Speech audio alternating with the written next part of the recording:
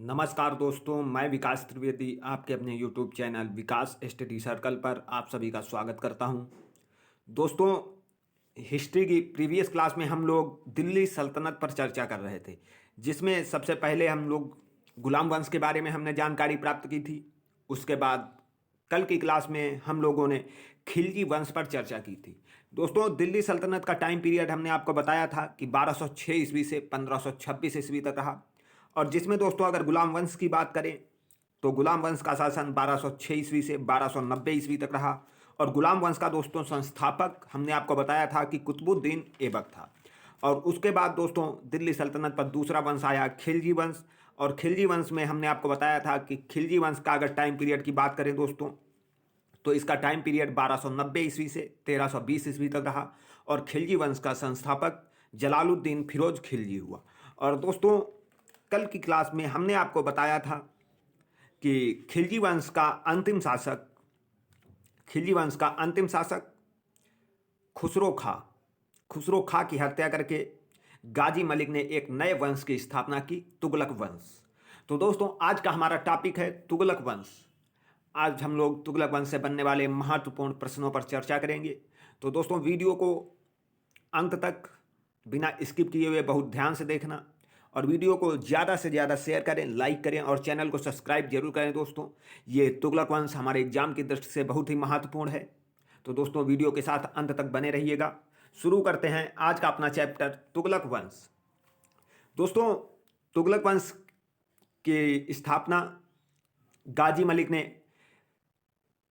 तुगलक वंश की स्थापना गाजी मलिक ने दोस्तों खिलजी वंश के अंतिम शासक खुसरो खा की हत्या करके 1320 ईस्वी में की थी। और दोस्तों अगर तुगलक वंश के टाइम पीरियड की बात करें तो तुगलक वंश का टाइम पीरियड 1320 ईस्वी से 1398 ईस्वी तक रहा है। और दोस्तों हमने कल की क्लास में आपको बताया था कि दिल्ली सल्तनत पर शासन करने वाले सबसे ज़्यादा टाइम तक शासन करने वाले में तुगलक वंश सबसे ज़्यादा समय तक शासन दिल्ली सल्तनत पर तुगलक वंश ने किया है। और सबसे कम की बात करें तो खिलजी वंश। तो दोस्तों सबसे कम समय तक दिल्ली सल्तनत पर शासन किया है खिलजी वंश ने और सबसे ज़्यादा समय तक तुगलक वंश ने। तो दोस्तों तुगलक वंश का अगर संस्थापक तो तुगलक वंश का संस्थापक दोस्तों गाजी मलिक, तुगलक वंश का संस्थापक गाजी मलिक। उसके बाद दोस्तों आगे देखते हैं 5 सितंबर 1320 ईस्वी को खुसरो खां को पराजित करके गाजी मलिक या तुगलक गाजी, दोस्तों गाजी मलिक या तुगलक गाजी गयासुद्दीन तुगलक के नाम से 8 सितंबर 1320 ईस्वी को दिल्ली के सिंहासन पर बैठा। तो दोस्तों गाजी मलिक का ही नाम है तुगलक गाजी या गयासुद्दीन तुगलक। तो दोस्तों 5 सितंबर 1320 ईस्वी को खुसरो खां को पराजित करके गाजी मलिक ने गयासुद्दीन तुगलक के नाम से 8 सितंबर 1320 ईस्वी को दिल्ली के सिंहासन पर बैठा। ये गयासुद्दीन तुगलक। दोस्तों गयासुद्दीन तुगलक ने सर्वप्रथम अलाउद्दीन के समय जो भूमि को लिया गया था कर के रूप में, उसको सबसे पहले इसने वापस कर दिया, भूमि को पुनः लौटा दिया गयासुद्दीन तुगलक ने। और दोस्तों गयासुद्दीन तुगलक से सबसे ज़्यादा पूछा जाने वाला मोस्ट इंपॉर्टेंट क्वेश्चन है कि इसने सिंचाई के लिए कुएं एवं नहरों का निर्माण कराया। संभवतः नहरों का निर्माण कराने वाला गयासुद्दीन प्रथम शासक था। दोस्तों इससे यही क्वेश्चन एग्जाम में पूछा जाता है कि कृषि के लिए नहरों का निर्माण सर्वप्रथम किसने कराया, तो हमारा आंसर गयासुद्दीन तुगलक हो जाएगा। उसके बाद दोस्तों आगे देखते हैं कि गयासुद्दीन तुगलक ने दिल्ली के समीप स्थित पहाड़ियों पर तुगलकाबाद नामक एक नया नगर बसाया। दोस्तों तुगलकाबाद नामक नया नगर किसने बसाया, तो गयासुद्दीन तुगलक ने बसाया। और दोस्तों ये शहर रोमन शैली में निर्मित इस नगर में एक दुर्ग का निर्माण भी हुआ और इस दुर्ग को 56 कोट के नाम से जाना जाता है। तो दोस्तों क्वेश्चन ये पूछा जाता है कि तुगलकाबाद की स्थापना किसने की, तो गयासुद्दीन तुगलक हमारा आंसर हो जाएगा और इतने डिटेल से तुम्हारा कोई लेना देना नहीं होगा दोस्तों। तो उसके बाद आगे देखते हैं कि गयासुद्दीन तुगलक के पुत्र का नाम क्या था दोस्तों, तो जौना खां था। जौना खां, शहजादा जौना खां गयासुद्दीन तुगलक के पुत्र का नाम था। उसके बाद दोस्तों 1323 ईस्वी में गयासुद्दीन तुगलक ने अपने पुत्र को तेलंगाना अभियान पर भेजा। दोस्तों खिलजी वंश जब हम पढ़ रहे थे तब हमने आपको बताया था कि तेलंगाना की राजधानी वारंगल थी और वहां पर शासन था काकतीय वंश का। तो दोस्तों जैसे ही खिलजी वंश समाप्त हुआ तो तेलंगाना के शासकों ने अपने आप को स्वतंत्र घोषित कर दिया। तो इसीलिए ये गयासुद्दीन तुगलक ने 1323 ईस्वी में अपने पुत्र जौना खां को तेलंगाना अभियान पर भेजा, क्योंकि जैसे ही खिलजी वंश का अंत हुआ तो तेलंगाना के शासकों ने स्वयं को स्वतंत्र घोषित कर दिया। और दोस्तों तेलंगाना की राजधानी वारंगल थी। तो दोस्तों इस अभियान पर कौन गया? तो जौना खां गया। और दोस्तों जौना खां ने तेलंगाना और वारंगल को दिल्ली सल्तनत के अधीन किया फिर से। दोस्तों अलाउद्दीन खिलजी ने तो पूरे दक्षिण भारत पर अधिकार कर लिया था, और ये जो स्वतंत्र शासक घोषित कर रहे थे उसी को तेलंगाना और वारंगल को दिल्ली सल्तनत के अधीन फिर से जौना खां ने किया, और इसी के द्वारा वारंगल का नाम बदलकर सुल्तानपुर कर दिया गया। तो दोस्तों जौना खां ने वारंगल का नाम बदलकर सुल्तानपुर कर दिया। उसके बाद आगे देखते हैं। दोस्तों मोस्ट इम्पॉर्टेंट है ये स्टोरी, बहुत ध्यान से सुनना। सूफी संत हजरत निजामुद्दीन औलिया गयासुद्दीन तुगलक के समकालीन थे। दोस्तों पूछा जाता है कि सूफी संत निजामुद्दीन औलिया किसके समकालीन थे? तो गयासुद्दीन तुगलक के समकालीन थे। दोस्तों गयासुद्दीन तुगलक ने औलिया को, सूफी संत हजरत निजामुद्दीन औलिया को महबूब ए इलाही की उपाधि दी। तो दोस्तों हजरत निजामुद्दीन औलिया को महबूब ए इलाही की उपाधि किसने दी? तो गयासुद्दीन तुगलक ने दी। उसके बाद दोस्तों जब दिल्ली सल्तनत पर दोस्तों खुसरो खां यानी खिलजी वंश का जो अंतिम शासक था उसका शासन चल रहा था, तब औलिया यानी हजरत निजामुद्दीन औलिया ने उससे 5 लाख चांदी के टंके का ऋण लिया था दोस्तों। लेकिन ये ऋण अब गयासुद्दीन तुगलक मांग रहा था और औलिया से मांग रहा था ये ऋण। दोस्तों जब दिल्ली सल्तनत पर खिलजी वंश के अंतिम शासक खुसरो खां का शासन चल रहा था, तब हजरत निजामुद्दीन औलिया ने उससे 5 लाख चांदी के टंके का ऋण दिया था। लेकिन उसकी हत्या करने के बाद शासक बना गयासुद्दीन तुगलक, और ये ऋण हजरत निजामुद्दीन औलिया से गयासुद्दीन तुगलक मांग रहा था। लेकिन औलिया का कहना था कि मैंने ऋण खुसरो खां से लिया, आपसे नहीं। हजरत निजामुद्दीन औलिया का कहना था कि मैंने ऋण खुसरो खां से लिया है, आपसे नहीं। इसी बात को लेकर दोनों के बीच विवाद हो गया। दोस्तों इसी बात को लेकर दोनों के बीच विवाद हो गया। किसके बीच? गयासुद्दीन तुगलक और हजरत निजामुद्दीन औलिया।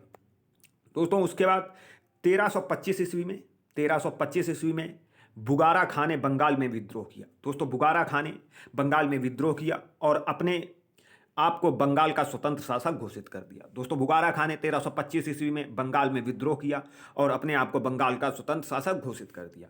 इसी विद्रोह को दबाने के लिए गयासुद्दीन तुगलक बंगाल गया। दोस्तों इसी विद्रोह को दबाने के लिए बंगाल गया गयासुद्दीन तुगलक। और इधर क्या होता है? इधर दोस्तों दिल्ली में हजरत निजामुद्दीन औलिया ने भविष्यवाणी की। हजरत निजामुद्दीन औलिया ने दोस्तों भविष्यवाणी की कि अब कभी भी गयासुद्दीन तुगलक वापस दिल्ली नहीं आएगा। दोस्तों हजरत निजामुद्दीन औलिया ने ये भविष्यवाणी की कि अब गयासुद्दीन तुगलक कभी दिल्ली वापस नहीं आएगा और अपना अगला सुल्तान शहजादे जौना खां को मान लिया जाए। दोस्तों गयासुद्दीन तुगलक का पुत्र जौना खां, इसने निजामुद्दीन औलिया ने घोषणा की कि गयासुद्दीन तुगलक अब कभी दिल्ली वापस नहीं आएगा, अगला सुल्तान शहजादा जौना खां को मान लिया जाए। औलिया को जो 5 लाख टंके गयासुद्दीन को देने थे, जो दोस्तों इसने खुसरो खां से लिए थे, उन 5 लाख टंकों को गयासुद्दीन तुगलक को जो देने थे, इसने दोस्तों दिल्ली की जनता में बंटवा दिया और सबको एक एक चांदी का सिक्का दिया। दोस्तों औलिया ने ये सभी सिक्के दिल्ली की जनता में बंटवा दिया और सबको एक एक चांदी का सिक्का दिया। जब दोस्तों इस बात का पता गयासुद्दीन तुगलक को बंगाल में लगा, तो गयासुद्दीन तुगलक ने अपने संदेशवाहक से निजामुद्दीन औलिया के पास संदेश भेजा। तो दोस्तों जब इस बात का पता बंगाल अभियान के समय गयासुद्दीन तुगलक को बंगाल में लगा, तो गयासुद्दीन तुगलक ने अपने संदेशवाहक से निजामुद्दीन औलिया के पास संदेश भेजा। और उस संदेश में दोस्तों क्या लिखा था? उस संदेश में लिखा था कि मेरे दिल्ली वापस लौटने से पहले दिल्ली छोड़कर चले जाइए, नहीं तो मृत्यु दंड दे दिया जाएगा। दोस्तों गयासुद्दीन तुगलक ने संदेशवाहक के से ये संदेश भेजा कि मेरे दिल्ली लौटने से पहले दिल्ली छोड़कर चले जाइए, नहीं तो मृत्यु दंड दे दिया जाएगा। दोस्तों हजरत निजामुद्दीन औलिया ने संदेशवाहक से क्या कहा, इसके बारे में भी सुन लेते हैं। दोस्तों हजरत निजामुद्दीन औलिया ने संदेशवाहक से कहा कि सुल्तान से कह देना। दोस्तों बहुत पूछा जाता है ये क्वेश्चन कि निजामुद्दीन औलिया ने संदेशवाहक से क्या कहा? हनुज ए दिल्ली दूरस्थ। दोस्तों हनुज ए दिल्ली दूरस्थ, इसका अर्थ होता है दिल्ली अभी दूर है। दोस्तों ये कहकर संदेशवाहक को भेज देता है हजरत निजामुद्दीन औलिया। अब गयासुद्दीन तुगलक दोस्तों 1325 ईस्वी में बंगाल के अभियान से दिल्ली लौट रहा है। दोस्तों जब गयासुद्दीन तुगलक 1325 ईस्वी में बंगाल के अभियान से दिल्ली लौट रहा था, उसी समय तुगलकाबाद, दोस्तों जिस शहर की स्थापना गयासुद्दीन तुगलक ने की थी, उस तुगलकाबाद में इसके सम्मान में, गयासुद्दीन तुगलक के सम्मान में इसके पुत्र जौना खां द्वारा लकड़ी का एक महल निर्मित किया गया। और दोस्तों इस महल में उसने जैसे ही, गयासुद्दीन तुगलक ने जैसे ही प्रवेश किया तो एक हाथी के अनियंत्रित होने से उसने, ये हाथी दोस्तों इसने टक्कर मार दी महल में, और उसी महल में दबकर गयासुद्दीन तुगलक की मृत्यु हो गई। तो दोस्तों जौना खां द्वारा निर्मित लकड़ी के महल में, जो इसने गयासुद्दीन तुगलक के सम्मान में बनाया था, लेकिन दोस्तों ये लकड़ी का महल था, एक हाथी के अनियंत्रित हो जाने से उसने टक्कर मार दी और इसी महल में दबकर गयासुद्दीन तुगलक की मृत्यु हो गई। दोस्तों गयासुद्दीन तुगलक की मृत्यु 1325 ईस्वी में हो जाने के बाद गयासुद्दीन तुगलक का मकबरा तुगलकाबाद में ही बनवाया गया और इसका मकबरा तुगलकाबाद में ही स्थित है दोस्तों। और गयासुद्दीन तुगलक की मृत्यु के बाद दिल्ली का अगला सुल्तान जौना खां या मोहम्मद बिन तुगलक, दोस्तों जौना खां जो था वो मोहम्मद बिन तुगलक के नाम से दिल्ली के सिंहासन पर बैठा और अगला सुल्तान हुआ। और दोस्तों अगर बात करें मोहम्मद बिन तुगलक की, तो मोहम्मद बिन तुगलक या जौना खां दोस्तों, इसका टाइम पीरियड 1325 ईस्वी से 1351 ईस्वी तक रहा। दोस्तों मोहम्मद बिन तुगलक के बारे में जानकारी हम लोग अब अपनी अगली क्लास में, यानी कल की क्लास में करेंगे। अगर वीडियो आपको अच्छा लगा है तो वीडियो को ज़्यादा से ज़्यादा शेयर करें, लाइक करें और चैनल को सब्सक्राइब जरूर करें। दोस्तों मिलते हैं अगली क्लास में, तब तक के लिए धन्यवाद। जय हिंद।